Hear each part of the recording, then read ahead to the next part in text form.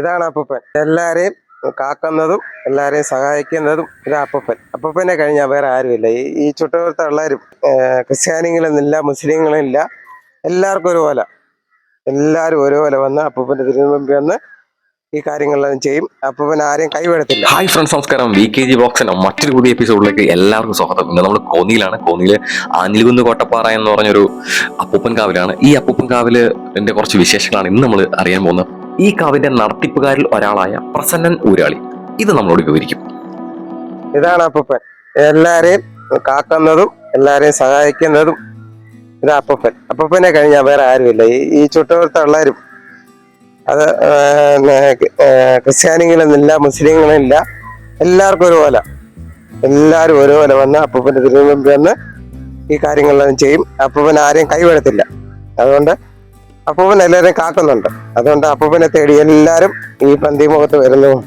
ആഞ്ഞിലൊന്ന് Kottappara, കോന്നിന്ന് 1 kilometre, ആനക്കോടിൻ്റെ അവിടെ വന്ന് 1 kilometre ദൂരമേ ഉള്ളൂ. ഇവിടെ വന്ന് കഴിഞ്ഞാൽ ഈ ചുറ്റുവട്ടത്തുള്ള അപ്പൂപ്പന്മാരും എല്ലാവരെയും നമുക്ക് കാണാം.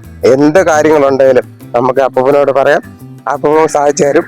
അത് ഈ നിമിഷം വരെ ആരെയും കൈവിട്ടിട്ടില്ല.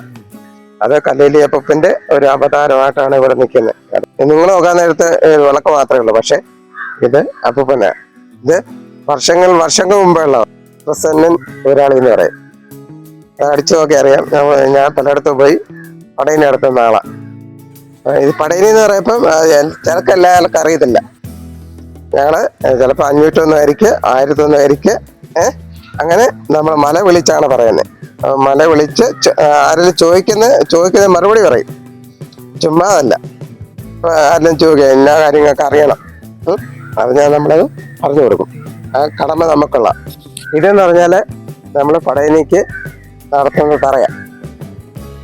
101 അരിക്ക് നമ്മുടെ ഓരോ കാര്യങ്ങൾ സാധിക്കാൻ വേണ്ടി നമ്മൾ ഓരോരുത്തർ കരിക്ക് കൊണ്ടുവയ്ക്കും. ആ കരിക്കടിക്കുന്ന അതിന്റെ ആ കല്ലാണ് ഇത്.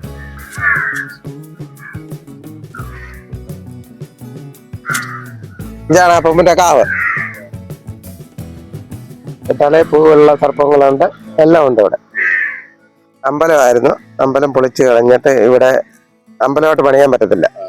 അപ്പം അന്നത്തെ കാലത്ത് ശിവലിംഗവും നന്ദികേശ്വരം അതേ പറ്റത്തുള്ളൂ.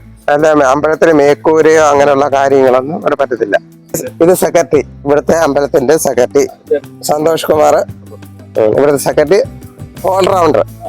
പിന്നെ ഇത് ഞങ്ങളുടെ സഹോദരൻ ഗൾഫില, എന്നാലും എല്ലാ കാര്യത്തിനും ഞങ്ങളുടെ കൂടെ എല്ലാത്തിനും ഉണ്ട്. അങ്ങനെ ഫ്രണ്ട്സ്, ഒരു അഭിചാരിതമായിട്ടുള്ള ഒരു നിമിത്തം പോലെയാണ് ഞങ്ങളിവിടെ എത്തിപ്പെടുന്നത്. നമ്മുടെ സംസ്കാരത്തെയും പാരമ്പര്യത്തെയും കുറിച്ചുള്ള ഒരു ഓർമ്മപ്പെടുത്തലായിട്ട് ഞാനതിനെ കാണുന്നു. തെയ്യത്തെക്കുറിച്ചും കാവുകളെക്കുറിച്ചുമുള്ള ഒക്കെ നമ്മൾ പാഠപുസ്തകത്തിൽ പഠിച്ചത് ജീവിതത്തിനൊക്കെയിടയിൽ നമ്മൾ മറന്നുപോയിരിക്കുന്നു. അതൊക്കെ ഒന്ന് ഓർമ്മപ്പെടുത്താൻ എൻ്റെ ഈ കൊച്ചു വീഡിയോ നിങ്ങളെ സഹായിച്ചെങ്കിൽ വളരെ സന്തോഷം. മറ്റൊരു പുതിയ വീഡിയോ ആയിട്ട് കാണുന്നവരേക്ക് നന്ദി, നമസ്കാരം, ശുഭദിനം.